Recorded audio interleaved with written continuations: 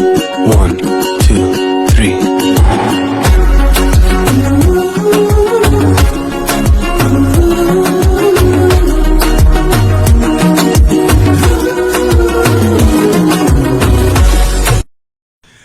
Good morning everyone. Today content video po natin ngayon ang pag-install po ng ating mga electrical na ganito po kakalat. At ito po yung ginawa ko na rin na division na kwarto.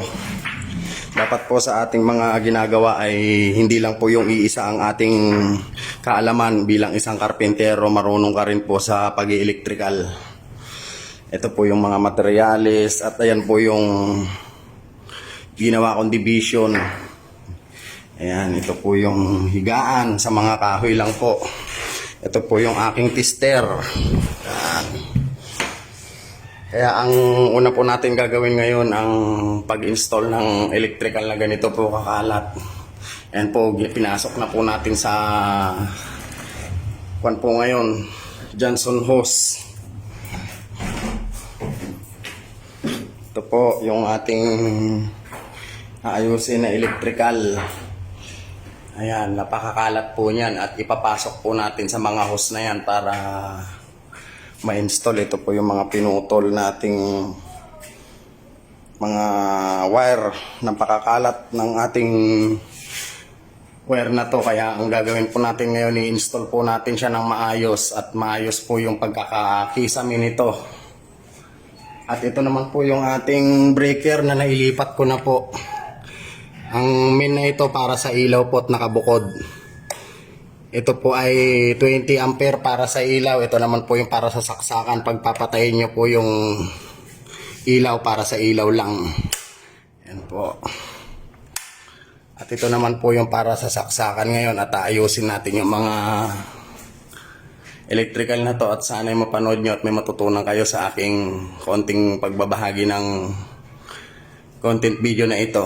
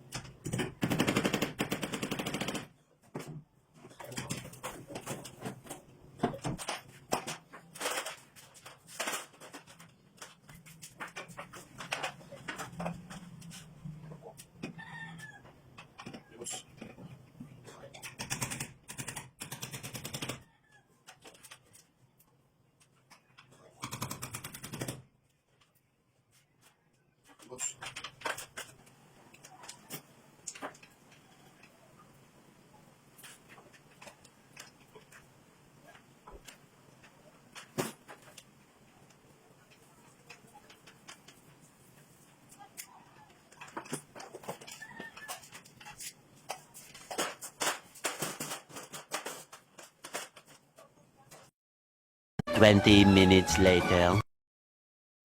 Ayan na po yung ating natapos na pag-install ng electrical na to at na ipasok na po natin yung mga Johnson hose. At yung mga kwan po nito, pagkaka-electrical nito, nakabukod po siya para sa saksakan, para sa ilaw. Gumamit po tayo ng para sa ilaw ay ang number 14 na wire. Tapos at saka yung para sa saksakan naman po ay number 12. Nakabukod po yan sa breaker po natin at sa main. Ang pagpasok po nito ay 20 ampere po para sa ilaw. Ayan po yung ating nagawa. Ayan po. Kung papatayin po natin itong breaker na to ay mamamatay din po yung ilaw dahil po siya nakabukod. Ayan. Ito naman pong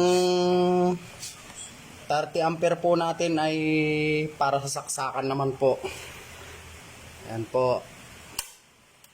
Kaya sa mga makapanood po nitong video na ito ay may makuha kayo kahit po kaunting kaalaman at inyo ring gawin sa inyong mga bahay. Ayan po. Ang gagawin na lang po natin ay yung pagkikisame naman ngayon. Ito yung na-divider na po nating kwarto. Ayan.